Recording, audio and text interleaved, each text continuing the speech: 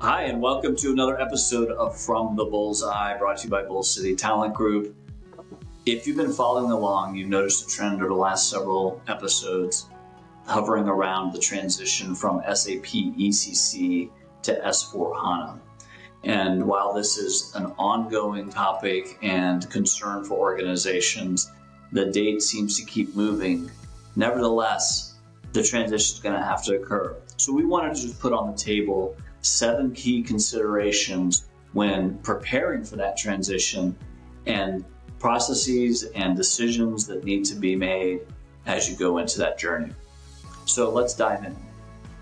So a first consideration to look out for is understanding and defining your strategy. Why are you doing it? And the answer, we're doing it because SAP told us to, and they're cutting maintenance. It's not a very good one. You want to come up with what is the true business benefit. Of course you have to do it, and there are significant costs and risks associated with not doing it should it come out of maintenance. But for you to truly realize the benefit, consider things like, are we looking for enhanced analytics? Do we want to take advantage of the latest in AI and machine learning technologies? Are we looking to enhance general functionality that is available in a new environment we haven't had access to in the past? And understand what those new capabilities will do to push your business forward. So I urge you, in thinking about that transition, keep at the forefront your strategy and embracing the why behind your doing it, more than just because of a threat for maintenance to run out. In making the leap from ECC to S/4HANA, another important step for you will be to assess your current landscape.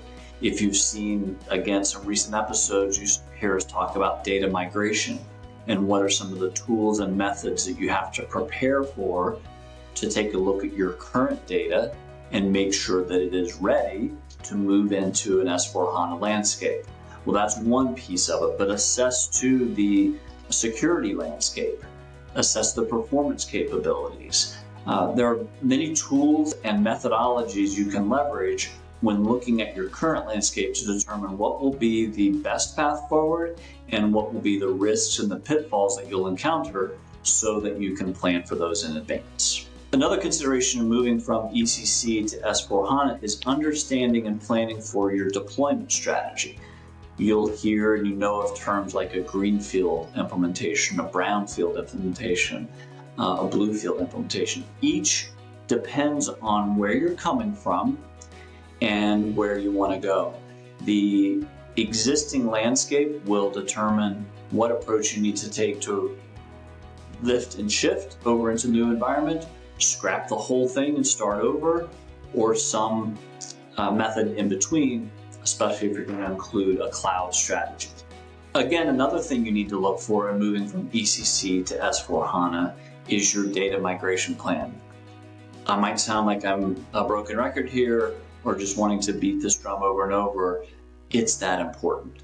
And we see way too many of our clients get too far down the path before they realize the significant amount of effort and investment it takes to clean up their data, establish a proper and adequate data governance strategy that will fit in their new S/4HANA environment. So please make sure that before you get too far down the path that you have clearly assessed and planned for your data migration strategy. My favorite topics when thinking about any system transition, especially one of such critical nature as going from ECC to S/4HANA, is your change management strategy.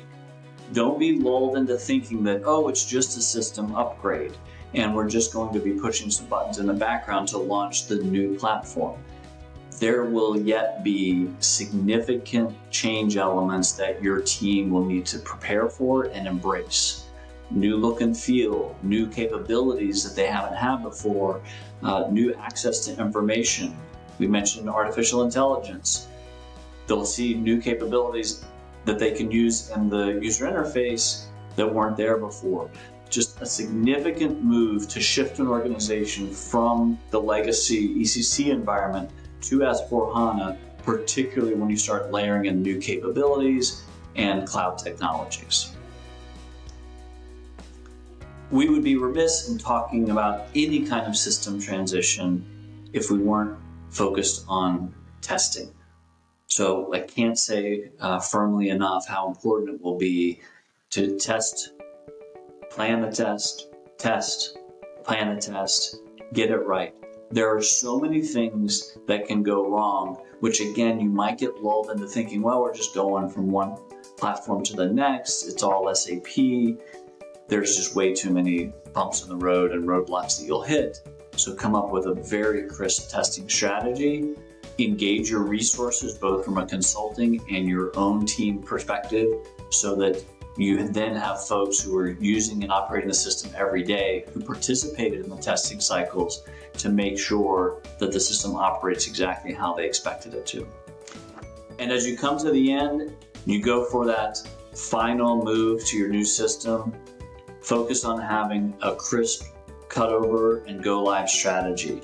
This is nothing new. This is an age-old practice for any system implementation, but the chances for things to go wrong when you're moving such critical data and processes over to the new environment demand that you have a proven approach that not only takes into consideration all the system elements, but paying close attention to the people elements. Is everybody ready?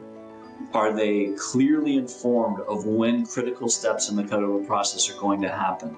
Are they aware of the risks that affect you internally and with your trading partners and your customers? There's way too many horror stories of failed cutovers because people just weren't properly informed, the system didn't behave as maybe they thought it was going to, and disaster ensued.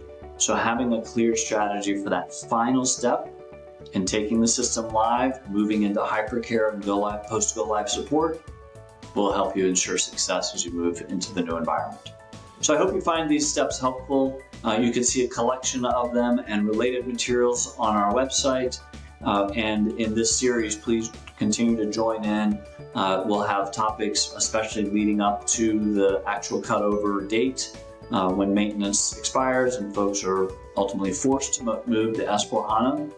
Look for us as we post topics around Sapphire as that happens here in the spring. Looking forward to coming back and chatting it up again around SAP. Thanks.